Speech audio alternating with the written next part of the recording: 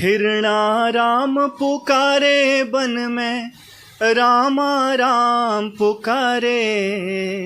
हिरणा राम पुकारे बन में, रामा राम पुकारे। देवभूमि उत्तराखंड में प्रतिभा की कोई कमी नहीं है। अनायास ही यहाँ की बोली भाषा और लोक संस्कृति भी अंतर्राष्ट्रीय मंचों पर अपना जलवा दिखा चुकी है। आज मेरे साथ अंकित सेमवाल लोक गायक हैं, लोक कलाकार हैं, मौजूद हैं। इन्होंने अभी हाल ही में रामायणी एक गाथा के रूप में पहाड़ वासियों तक पहुंचाई है। सीधी बातचीत कर लेते हैं इनसे, क्या कुछ कहना है। सर, सबसे पहले तो बहुत बहुत स्वागत है आपका न्यूज़ 18 लोकल पर। और आज एक कलाकार के रूप में जो आपने रामायणी को लोगों तक पहुंचाया है, कैसा लगा सर? सबसे पहले मैं धन्यवाद करूंगा आपके माध्यम से न्यूज़ 18 का कि आप मुझ तक आए और जो हम लोग क्षेत्र के लिए कर रहे हैं अपने गायन के माध्यम से, तो हम लोग तो कार्य कर ही रहे हैं, लेकिन मीडिया का भी बहुत बड़ा हाथ है हम लोगों को उस माध्यम तक, उस जन जन तक हमारी बात को पहुंचाने का, कि मीडिया के माध्यम से भी हम अपनी चीज़ों को पहुंचा पाते हैं। तो आपका और आपके न्यूज़ चैनल का मैं बहुत बहुत धन्यवाद करता हूं।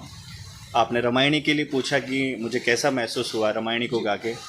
दरअसल मैं पहले कंप्यूटर साइंस से इंजीनियरिंग की और उसके बाद जॉब भी की 7-8 साल। उसके बाद मैं नौकरी छोड़ के फिर मैंने संगीत की शिक्षा ली और फिर इसी क्षेत्र में मैं कार्यरत रहा। तो काफ़ी सालों के प्रयासों के बाद आज मैं इस स्तर पे पहुंचा हूं कि अपने क्षेत्र के लिए, अपने जौनसार बावर का जो हमारा क्षेत्र है, उस क्षेत्र के लिए मैं लगातार जो हमारे इतिहास है, हमारी जो गाथाएं हैं, लोक गाथाएं हैं, उसको मैं अपने गीत के माध्यम से जन जन तक पहुंचा पा रहा हूं। जिसमें कि मेरी रामायणी आपने बताया, रामायणी में हम लोगों ने रामायण का इतिहास गाया है, जिसमें सीता को किस तरीके से रावण उसको हरण करके ले जाता है और फिर उसके बाद की जो पूरी गाथा है, फिर रावण का जो उल्टे दिन होते हैं वो उस समय से शुरू हो जाते हैं जब वो एक नारी का अपमान करता है, उसको उठा के ले जाता है उसके घर से। तो उसके बाद से जो उसकी पूरी कहानी है वो हमने उस गीत के माध्यम से लोगों के बीच में पहुंचाई है, रामायणी गीत के माध्यम से। बिल्कुल, आपके संगीत पर भी बात करेंगे, लेकिन सर एक सवाल है मेरा जो काफ़ी परेशान कर रहा है कि गाने तो सभी गाते हैं, लोक कलाकार भी काफ़ी बड़ी तादाद में हैं उत्तराखंड में और संगीत भी सभी बना रहे हैं। आज के युवा भी जो है बढ़ चढ़ करके जो है लोक संगीत हैं उनको बढ़ावा दे रहे हैं। लेकिन कैसे सूझा कि जो पौराणिक गाथाएँ हैं, रामायणी जैसी, पांडवानी जैसी, उनको जो है आप अपनी बोली भाषा में उनकी गाथा सुनाओ लोगों को, ये कैसे आया आपके दिमाग में? देखिए, मैं बचपन से ही पहले जो मेरी शिक्षा हुई है वो सरस्वती शिशु मंदिर लखवाड़ से हुई है। तो हम लोग बचपन से ही जो हमारे पौराणिक इतिहास है और मेरा जो परिवार भी है, हम लोग अपने संस्कृति को जो हमें संस्कार दिए गए हैं, वो संस्कार यही है कि हम लोग अपने चीज़ों को किस तरह से बचा पाएँ। आज के दौर में अपने संस्कृति को, अपने वेशभूषा को, अपने पहनावे को बचाना बहुत मुश्किल हो चुका है, क्योंकि पहाड़ से जब व्यक्ति देहरादून उतरता है या थोड़ा और आगे जाता है तो सबसे पहले वो अपनी बोली छोड़ता है ना।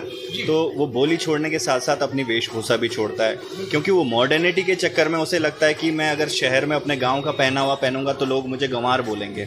लेकिन ऐसा नहीं है, वो एक हमारा इतिहास है, वो हमारी संस्कृति, वो हमारी पहचान है। अगर वो पहनावा नहीं रहेगा तो हमारी संस्कृति नहीं रहेगी।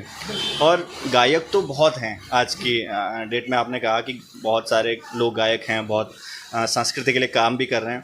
मेरा थोड़ा सा पहले से ही ट्रेंड रहा है कि मैं इतिहास को और अपने लोक पौराणिकता को पसंद करता हूं, तो इसी वजह से मैं अपने पौराणिक इतिहास पे ही काम कर रहा हूं। बिल्कुल, अंतिम सवाल लेंगे सर। सबसे जो फेमस गाने हैं उनके बारे में आपसे जानना चाहेंगे। जैसे फुलियात है, एक काफ़ी फेमस हुआ था आपका वो गाना, क्या थी उसके पीछे की वजह? ऐसी कोई परंपरा भी है, कोई त्यौहार भी है जिसको लेकर के आपने ये गाना बनाया? फुलियात हमारे यहाँ पे, जैसे गढ़वाल में फुलदेई एक त्यौहार होता है, हमारे यहाँ जौनसर में फुलियात होता है। बैसाखी का एक मेला होता है हमारे यहाँ पे, बिस्सू मेला। तो बिस्सू मेले के ठीक 1 महीने पहले से बच्चे सुबह 5 बजे उठते हैं। फिर एक बांस की कंडटी बनाई हुई रहती है, वो बांस की कंडी ले जाते हैं, फिर उसमें बच्चे फूल बीन के लाते हैं फिर अपने कुल देवता को उसकी पूजा करते हैं, फिर पांडव का जो आंगन होता है वहाँ पे लाते हैं, फिर अपने घर में जो हमारे पशु होते हैं उनकी पूजा करते हैं, फिर हमारी जो दरवाज़ा होता है, मुख्य द्वार होता है, उसकी पूजा करते हैं, फिर हमारे जो चूल्हा होता है घर का उसकी पूजा करते हैं, फिर अपने माता पिता की पूजा करते हैं। तो ये हमारा संस्कार, जो हमारे जो त्यौहार हैं वो हमारे संस्कारों से ही रिलेटेड हैं। तो वो हम लोग बचपन से देखते आ रहे थे, उस तरीके का हमारे यहाँ त्यौहार होता था। तो उसी त्यौहार के ऊपर मैंने ये जो लोकगीत है ये बनाया, फुलियात। रिस्पॉन्स कैसा रहा इसका? रिस्पॉन्स बहुत अच्छा रहा, बहुत लोगों ने इसको पसंद किया। और कुछ लोग तो मुझे इस तरह से भी मिले कि जो देहरादून में आज के दौर में रह रहे हैं, उनका कहना था कि हमने आपके गाने को देख के जो है वो उनके बच्चे गमले में फूल लगाते हैं तो वो गमले से फूल निकाल के फिर घर में उस चीज़ को करते हैं।